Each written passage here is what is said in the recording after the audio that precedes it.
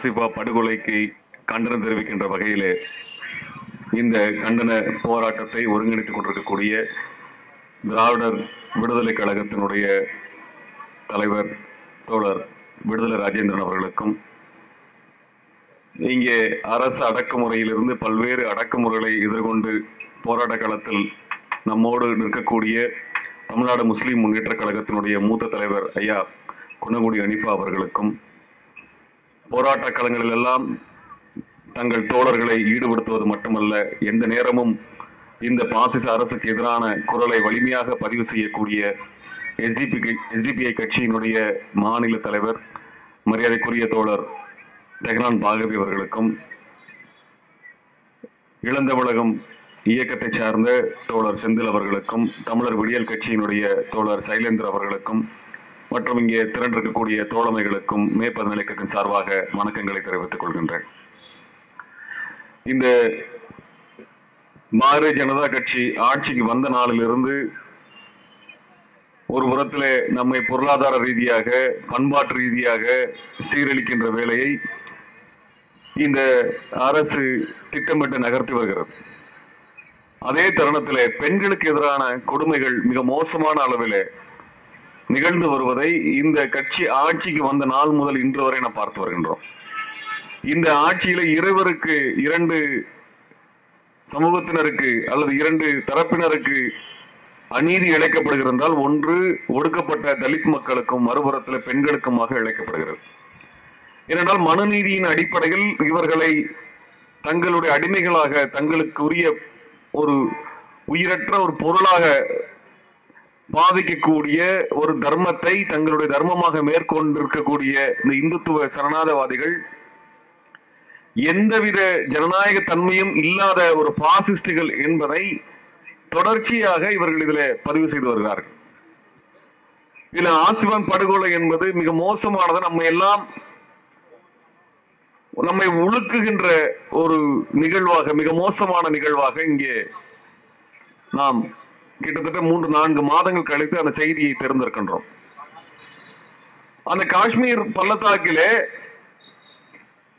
இந்த நாடோடி இஸ்லாமியர்கள் தங்கள் பகுதிக்கு வரக்கூடாது என்ற திட்டத்தின் அடிப்படையில், இஸ்லாமிய விரோதத்தின் அடிப்படையில் ஒரு 8 வயது குழந்தை தன்னுடைய கால்நடைகளை மேய்த்துக் கொண்டிருக்கக்கூடிய குடும்பத்தை சார்ந்த அந்த குழந்தையை ஏமாற்றி அழைத்து சென்று ஒரு கோவிலிலே வைத்து சீரழிக்கின்ற வேலையை அந்த கோவிலினுடைய பூசாரியாக இருந்த நபர் செய்திருக்கின்றார். அவரது மகனை வைத்தும் அந்த சீரழிவு வேலையை செய்திருக்கின்றார். பிறகு மருமகனை வைத்து செய்திருக்கின்றார். அவன் தன்னுடைய நண்பனை அங்கிருந்து வெகு தொலைவில் இருக்கக்கூடிய மீரட் நகருக்கு தொலைபேசியில அழைத்து அவனையும் இங்க அழைத்து வந்து இப்படியான ஒரு மிக மோசமான, சொல்லுவதற்கே நடுங்குகின்ற, நம்மால் நினைத்தே பார்க்க முடியாத ஒரு நிகழ்ச்சியை ஒரு 8 வயது குழந்தை இடத்திலே காட்டி அதை சீரழிக்கின்ற வேலை 8 நாட்களுக்கு மேலாக செய்து அதை கல்லால் அடித்துக் கொண்டிருக்கிறார்கள். அந்த குழந்தை 8 நாட்களில் எவ்வளவு துடித்திருக்கும் என்பதை, 8 நாட்களில் அந்த குழந்தை எப்படியெல்லாம் இந்த மிருகங்களிடம் சிக்கி சீரழிந்திருக்கும் என்பதை நம்ம நினைத்து கூட பார்க்க முடியவில்லை. இந்த 8 நாட்களும் எந்தவித கருணையும் இல்லாமல் அந்த 8 வயது குழந்தையை சீரழித்திருக்கக்கூடிய இந்த நபர்களுக்கு ஆதரவாக குற்றப்பத்திரிகையை தாக்கல் செய்ய விடாமல் அங்கு நீதிமன்றத்தில் பெரும் திரளாக திரண்டு வந்து பாரதிய ஜனதா கட்சியினுடைய வழக்கறிஞர்கள் குழுமி போராட்டத்தை நடத்தி அந்த குற்றப்பத்திரிகை தாக்கல் செய்ய விடாமல் தடுத்திருக்காங்க என்றால் இது வந்து ஒரு ஆர்கனைஸ்டு கிரைம் என்றுதான் நாம் சொல்ல வேண்டும். இது ஏதோ ஒரு தன்னிச்சையாக, ஒரு தனித்த செயலாக நடந்த நிகழ்வு அல்ல. இது திட்டமிட்டு கட்டவிழ்க்கப்படுகின்ற ஒரு வன்முறை. இதற்கு ஒரு நிறுவன கட்டமைப்பே இதன் பின்னால் இருந்து இயங்குகிறது என்பதுதான் மிகுந்த அச்சத்தை நமக்கு கொடுக்கிறது. ஒரு பாசிஸ்ட் அமைப்பு என்பதை இப்படியாக ஒரு குற்றத்தை எந்தவித குற்ற உணர்ச்சியும் இல்லாமல் அதை மிக கொடூரமாக செய்து முடிக்கக்கூடிய ஒரு நிறுவனமாகத்தான் வளர்த்தெடுக்கப்படுகிறது. அப்படியான ஒரு முழு அளவிலே ஒரு வளர்ந்த மிருகமாக இந்த பாரதிய ஜனதா கட்சி எழுந்து நிற்பதுதான் நம்மை அச்சத்திற்கு உள்ளாக்கி இருக்கக்கூடிய விஷயம். இது ஏதோ வந்து இங்க ஒரு குழந்தைய வந்து ஒருத்தர் சீரழிச்சாங்க அப்படின்னு சொல்லி நடக்கக்கூடிய ஒரு குற்றச்செயலாக இதை பார்க்க முடியாது. குற்றச்செயலை தாண்டிய ஒன்று. ஒரு குழந்தையை சீரழிப்பது, அதற்கு இத்தனை பேர் சேர்ந்து ஒத்துழைப்பது, அதை பாதுகாப்பதற்கு பாரதிய ஜனதா கட்சியின் அமைச்சர்கள் செயல்படுவது, அதற்கு ஊடகங்கள் ஒத்துழைப்பது, அதற்கு பின்பு வழக்கறிஞர்கள் அமைப்பு களத்தில் இறங்குவது, அதற்கு ஒட்டுமொத்த அரசியல் கட்சியினுடைய வலிமையை மொத்தமாக பயன்படுத்துவது என்று ஒரு நிறுவனமே இயங்குகிறது.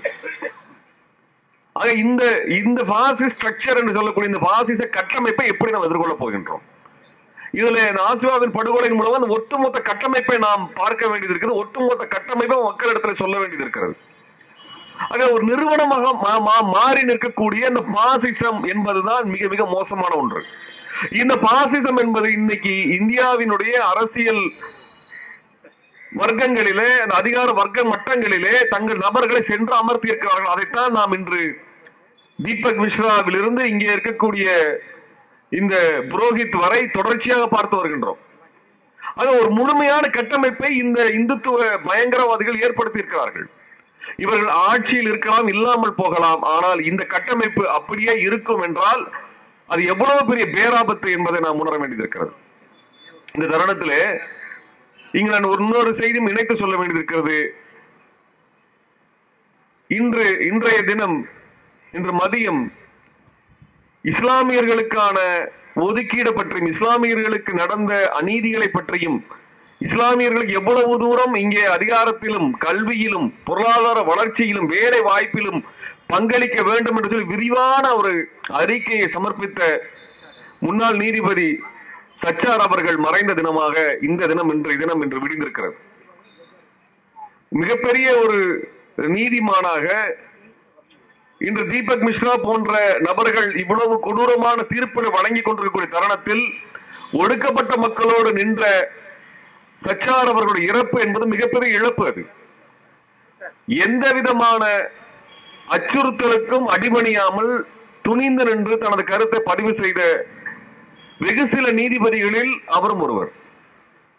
இங்கே பசு வதை என்கின்ற பெயரினால் இஸ்லாமியர்கள் அடித்து கொலை செய்யப்படுகின்ற நிகழ்வு நடக்கும் பொழுது, இந்துத்துவ பாசிச வெறியாட்டம் வட இந்தியாவில் நடந்த பொழுது பகிரங்கமாக இங்கே இந்த மாட்டு இறைச்சி ஏற்றுமதி என்பதிலே, மாட்டு இறைச்சி தொழிலிலே இந்துக்கள் தான் இருக்கிறார் என்பதை பகிரங்கமாக பேசியவர் அவர்.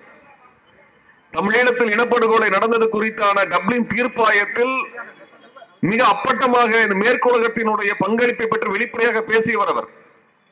ஐநாவினுடைய பங்களிப்பு இந்த இனப்படுகொலை இருக்கிறது என்று நிரூபணமான பெற்றி அறிக்கையை நாங்கள் அவரிடத்திலே கொடுத்து ஆதரவு கேட்டபோது அதற்கு தனது ஆதரவு வழங்கியவர் அதற்கான பத்திரிகையாளர் சந்திப்பிற்கு வருவதாக வாக்குறுதி அளித்து உடல்நிலை சரியில்லாத காரணத்தினால் அறிக்கையாக வெளியிட்டவர். இப்படிப்பட்ட ஒரு நேர்மையான நீதிபதிகள் கொண்ட நீதிமன்றம் இப்பொழுது இல்லை. இது முற்றிலுமாக இந்துத்துவ அமைப்பினால் கட்டமைக்கப்பட்ட ஒரு நீதிமன்றமாக மாற்றப்பட்டிருக்கிறது. இந்த நீதிமன்றமும் மனு தர்மத்தினை நடைமுறைப்படுத்தக்கூடிய ஒரு அமைப்பாக இருக்கிறது. ஆக நமக்கு இருக்கக்கூடிய இந்த இந்திய அரசியல் சாசனத்தின் மூலமாக எழுப்பப்பட்டிருக்கக்கூடிய அனைத்து தூண்களிலும் இந்துத்துவ சக்திகள் ஊடுருவி இருக்கிறார்கள். இதுல இவர்கள் பாஜக ஆட்சி இருந்தாலும் இல்லாமல் போனாலும் இந்த நிறுவனங்கள் இப்படியாகத்தான் இயங்க போகிறது என்பதுதான் நம் முன் இருக்கக்கூடிய மிகப்பெரிய கவலை. இங்கே தமிழ்நாட்டினுடைய உயர் நீதிமன்றத்தில் இப்படியான நீதிபதிகள் திணிக்கப்பட்டிருக்கிறார்கள். அவர்கள் நேற்று ஒரு தீர்ப்பை அவர் வழங்கியிருக்கிறார்கள். இங்கே தமிழ்நாட்டினுடைய மருத்துவ மனைகளில் வேலை செய்யக்கூடிய, அரசு மருத்துவமனையில் வேலை செய்யக்கூடியவர்களுக்கு இடஒதுக்கீடு உயர்கல்வியில் கொடுக்கப்படுவதற்கு எதிரான ஒரு தீர்ப்பை வழங்குகிறார்கள். இந்த நபர்கள் முழுவதுமாக இந்த பார்ப்பனிய RSS கட்டமைப்பிலிருந்து வந்தவர்களாக இருக்கிறார்கள். இதே ஒரு நிலைதான் இங்கே காவல்துறையிலும் இதே போல நபர்கள் முன்னிறுத்தப்படுகிறார்கள். காவல்துறை உயர் அதிகாரிகளாக இந்துத்துவவாதிகளை முன்னிறுத்துகின்ற வேலையை, திட்டமிட்டு செய்கின்ற வேலையை இந்த நபர்கள் செய்கிறார்கள். ஊடகங்களில் இந்துத்துவவாதிகளை முன்னிலைப்படுத்துகின்ற வேலையை, அவர்கள் மிக முக்கியமான பொறுப்புகளில் கொண்டு வந்து சேர்க்கின்ற வேலையை இந்த நபர்கள் செய்கிறார்கள். இந்த இயக்கம் மிக திட்டமிட்டு நகர்த்துகிறது. மறுபுறத்தில் கவர்னர் உள்ளிட்ட இந்த துணை ஆளுநராக, இந்த ஆளுநர்கள் உள்ளிட்ட அனைவருமே, இந்த பல்கலைக்கழகத்தினுடைய துணைவேந்தர்கள் உள்ளிட்ட அனைவருமே RSS நபர்களாக கொண்டு வந்து சேர்க்கக்கூடிய வேலை செய்கிறார்கள். ஆக நீ ஒட்டுமொத்த நிறுவனமும் இப்படிய நிறுவனமாக மாறி இருக்கிறது. இது தலித்துகளுக்கும் பெண்களுக்கும் எதிரான கட்டமைப்பு என்பதுதான் மிக மோசமான கட்டமைப்பாக இருக்கிறது. அதே தருணத்திலே இது தொழிலாளர் விரோதமாகவும் இருக்கிறது, சிறுபான்மை விரோதமாக இருக்கிறது. இப்படிப்பட்ட ஒரு பாசிச கட்டமைப்பை நாம் எப்படி கையாள போகிறோம் என்பதுதான் நம்ம இருக்கக்கூடிய மிக முக்கியமான ஒரு கேள்வியாக இருக்கிறது. இந்த நிலையில்தான் இந்த படுகொலை என்பது சர்வதேச அளவிலும் ஒரு விவாதமாக மாறி இருக்கிறது. சர்வதேசத்திலே பிற நாடுகளிலும் இதற்கு எதிர்ப்புகள் வர ஆரம்பித்திருக்கின்றன. இந்நிலையிலே தமிழ்நாட்டில் மட்டும்தான் இத்தனை ஜனநாயக அமைப்புகள் ஒன்று திரண்டு இவற்றையெல்லாம் எதிர்த்து நிற்கக்கூடிய ஒரு அரசியலை தொடர்ச்சியாக முன்வைக்கக்கூடிய நிலை நடந்து வருகிறது.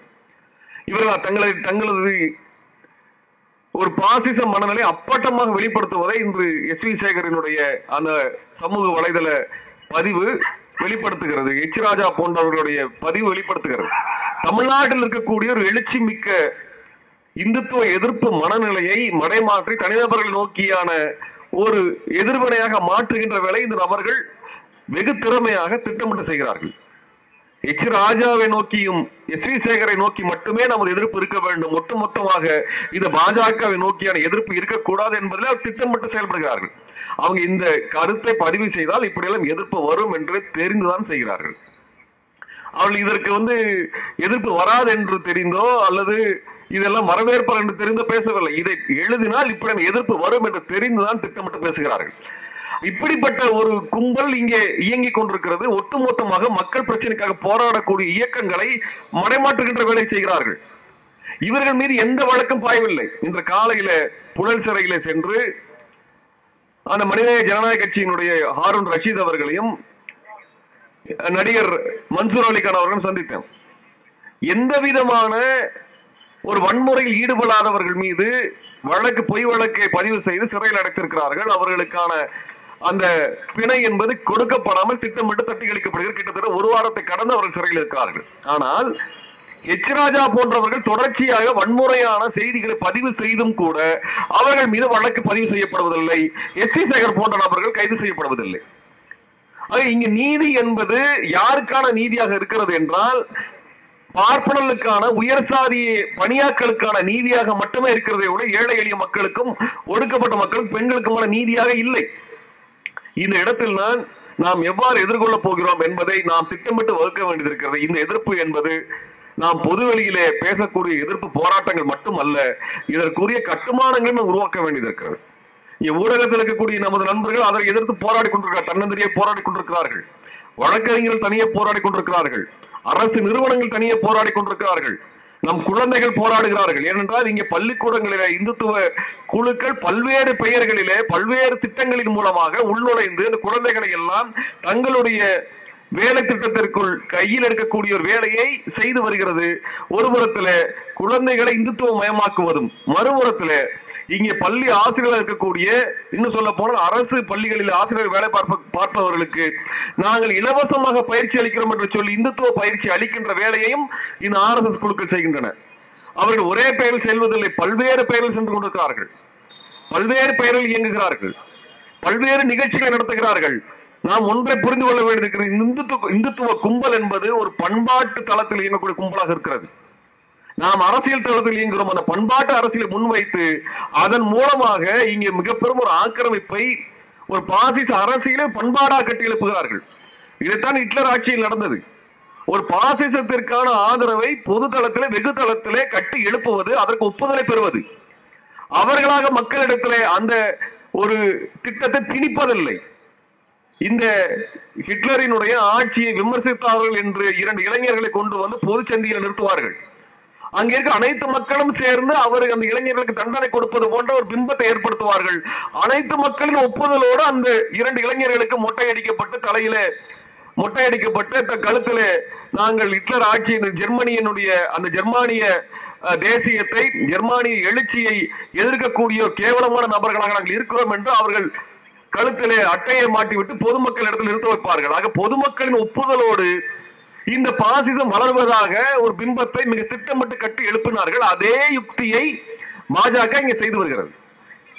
வெகு மக்கள் ஆதரவு தளத்தோடு இந்த பாசிசத்திற்கு ஒரு ஆதரவு இருப்பதான ஒரு பிம்பத்தை கட்டி எழுப்புகின்ற வேலையை ஊடகத்தின் மூலமாக செய்கிறார்கள். இதைத்தான் இங்கே இருக்கக்கூடிய ஆங்கில ஊடகங்கள் தொடர்ச்சியாக செய்து வருகின்றன. இங்க ரிப்பப்ளிக் தொலைக்காட்சியில் இருந்து இங்க இருக்கக்கூடிய அனைத்து ஆங்கில ஊடகங்களும் இந்த பிம்பத்தை தொடர்ச்சியாக கட்டி எழுப்புகிறார்கள். இவர்கள் முழுவதுமாக போராடக்கூடிய மக்கள், அது யாராக இருந்தாலும் சரி, தேசிய மக்களாக இருந்தாலும் சரி, காஷ்மீரிகளாக இருந்தாலும் சரி, தலித்துகளாக இருந்தாலும் சரி, பெண்களாக இருந்தாலும் சரி, தமிழர்களாக இருந்தாலும் சரி, இவர்களை ஒரு பிரிவினைவாதிகள், பயங்கரவாதிகள், தீவிரவாதிகள், சட்டவிரோதமாக செயல்படக்கூடியவர்கள் என்ற ஒரு பிம்பத்தை தொடர்ச்சியாக கட்டி எழுப்புகின்ற வேலையை இந்த பத்திரிகைகள் செய்து வருகின்றன. யாரெல்லாம் ஜனநாயக சக்திகளாக இருக்கிறார்களோ அவர்களெல்லாம் வன்முறையாளர்களாக சித்தரிக்கின்ற வேலையை ஊடகங்களின் மூலமாக இந்த நிறுவனங்கள் கட்டி எழுப்புகின்றன. இன்னொரு புறத்தில் இவர்கள் மீதான மிக மோசமான பொய் வழக்குகளை பதிவு செய்கின்ற வேலையை அரசு அதிகாரத்தின் மூலமாக, காவல்துறையின் மூலமாக செய்கிறார்கள். ஒவ்வொரு இடத்திலும் பார்க்கும் பொழுது ஏன் பொய் வழக்குகளை போடுகிறேன்னு சொல்லி கேட்டோம்னா, காவல்துறை சார்ந்த நண்பர்கள் சொல்லுறாங்க, எங்களால் என்னங்க பண்ண முடியும், ஒன்னும் பண்ண முடியல, மேலிருந்து அழுத்தம் வருகிறது, மேலிருந்து அழுத்தம் வருகிறதுன்னு சொல்றாங்க. அந்த மேலிருந்து வரக்கூடிய அழுத்தம் என்றால் எந்த மேலிருந்து, எங்கிருந்து, அந்த மேல் என்பது எங்க இருக்கிறது என்றால் டெல்லியில் இருக்கிறது. அந்த டெல்லியில அந்த மேல் எங்க இருக்கிறது என்றால் அது ராஷ்டிரபதி பவனில் இருக்கிறது, பிரதம மந்திரி அலுவலகத்தில் இருக்கிறது, பாராளுமன்றத்தில் இருக்கிறது. இந்துத்துவ சக்திகள் நேரடியாக தமிழ்நாட்டை கட்டுப்பாட்டுக்குள் வைத்திருக்கக்கூடிய வேலையை செய்து வருகிறார்கள். இங்கே யாரை கைது செய்ய வேண்டும், யாரை விட வேண்டும், யாருக்கு வழக்கு போட வேண்டும், என்ன வழக்கு போட வேண்டும், யாரை எவ்வளவு நாள் சிறையில் வைக்க வேண்டும், யாருக்கு பிணை கொடுக்க வேண்டும், யாருக்கு பிணை கொடுக்க கூடாது என்ற அனைத்தையுமே டெல்லி அரசு முடிவு செய்து கொண்டிருக்கிறது. இந்துத்துவவாதிகள் முடிவு செய்து கொண்டிருக்கிறார்கள், RSS முடிவு செய்கிறது. இப்படிப்பட்ட ஆட்சி முறை தான் இங்கே கட்டமைக்கப்பட்ட ஆட்சியாக இருக்கிறது. இப்படிப்பட்ட ஒரு மோசமான சூழலில் தான் இங்கே குழந்தைகள் சீரழிக்கப்படுகின்ற இந்த அவலத்தை பார்த்து வருகின்றோம். இதற்கு ஒரு முடிவு கட்டியாக வேண்டும். இரண்டாவது, நம் அனைவரையும், நம்முடைய அனைத்து தரப்பினரையும் முற்றிலுமாக அழிக்கக்கூடிய வேலையை செய்கிறார்கள். நாம் ஒரு தளத்தில் சண்டையிடுகின்றோம். இங்கே அரசு அதிகார மட்டத்தில் வேலை செய்யக்கூடிய முற்போக்காளர் ஒரு தளத்தில் சண்டையிட வேண்டியது இருக்கிறது, பத்திரிகையாளர் சண்டையிட வேண்டியது இருக்கிறது, வழக்கறிஞர்கள், நீதிபதிகள், அனைத்து தரப்பிலும் இந்த பாசிசத்துக்கு எதிரான யுத்தம் என்பது நடந்து வருகிறது. இவை அனைத்தையும் ஒன்று திரட்ட வேண்டியது இருக்கிறது. நீதிமன்றத்திலிருந்து இங்கே அடித்தட்டு வரை இந்த பாசிசம் என்பது தலைவிரித்தாடிருக்கிறது. இருக்கக்கூடிய ஒரே வித்தியாசம் என்னவென்றால், அவர்கள் அனைத்து இடத்திலும் எதிர்ப்பை சந்திக்கிறார்கள், உண்மைதான். ஆனால் எதிர்ப்பு ஒருங்கிணைக்கப்பட்ட ஒரு எதிர்ப்பாக இல்லை, ஒரு கட்டமைக்கப்பட்ட நிறுவனமாக நாமும் எழுந்து நிற்கவில்லை. இதற்கான ஒரு கட்டமைப்பு இந்தியாவின் துணைக்கண்டம் முழுவதும் தேவைப்படுகிறது. அப்படிப்பட்ட ஒரு கட்டமைப்பு இருந்தால் மட்டும்தான் இதை எதிர்த்து நிற்க முடியும். இங்கே SC/ST மக்களுக்கான அந்த வன்கொடுமை தடுப்பு சட்டத்தை திருத்துகின்ற வேலை செய்கிறார்கள். அதை செய்வதற்கு சில நாட்களுக்கு முன்பாக, சில மாதங்களுக்கு முன்பாக பெண்களுடைய வன்கொடுமை சட்டத்திலே திருத்தத்தை கொண்டு வருகிறார்கள். நீதிபதிகளை பெண்களும் இல்லை, இந்த நீதிபதிகளிலே தலித்துகளும் இல்லை. பார்ப்பன கும்பல் மட்டும் உட்கார்ந்து கொண்டு மனு தர்மத்தில் என்ன சொல்லுகிறார்களோ அதை தங்களது சட்டத்தின் ஊடாக நடைமுறைப்படுத்துகின்ற வேலை இவர்கள் செய்கிறார்கள். மனு தர்மம் என்னவெல்லாம் சொல்லுகிறதோ அதெல்லாம் இந்தியாவின் அரசியல் சாசனத்திலே, சட்டங்களிலே கொண்டு வருகின்ற வேலையை, நடைமுறைப்படுத்துகின்ற வேலையை இந்துத்துவ கும்பல் திட்டமிட்டு நடத்தி வருகிறது. இந்த இடத்தில் தான் நாமும் ஒரு அணியாக, ஒரு நிறுவனமாக இதை எதிர்த்து நிற்கக்கூடிய, நாம் கைகோர்த்து நிற்கக்கூடிய ஒரு அமைப்பாக எழுந்து நிற்க வேண்டியது இருக்கிறது. நாங்கள் நேற்று கூட இங்க இருக்கக்கூடிய ஒரு ஆங்கில ஊடகத்தில் காவிரி மேலாண்மை வாரியத்தை அமைக்க வேண்டும் என்பதற்காக நடத்திய IPL போராட்டத்திற்கு பற்றியான ஒரு விவாதத்தை ஆங்கில ஊடகம் நியூஸ்6 என்ற ஊடகம் நடத்த ஆரம்பித்தது. அதற்கு விவாதத்திற்கு அழைத்திருந்தார்கள். அவர்கள் பேசுகின்ற முதல் வார்த்தையை தமிழர்கள் என்பவர்கள் ஒரு இரட்டைத்தன்மை படைத்தவர்கள், உண்மையற்றவர் என்ற கூடிய ஹிப்போக்ரட்டிக் என்ற வார்த்தையை பயன்படுத்தி தான் விவாதத்தை ஆரம்பிக்கிறார்கள். தமிழ் ஊடகங்கள் எதிலுமே ஒரு பிம்பத்தை கட்டி எழுப்புகின்ற வேலையை செய்வதில்லை. ஒரு கேள்வியை முன்வைக்கிறார்கள், அனைத்து தரப்பிற்கும் பேசுவதற்கு வாய்ப்பளிக்கிறார்கள், பேச அனுமதிக்கிறார்கள். ஆனால் ஆங்கில ஊடகத்தில் அது நடப்பதே இல்லை.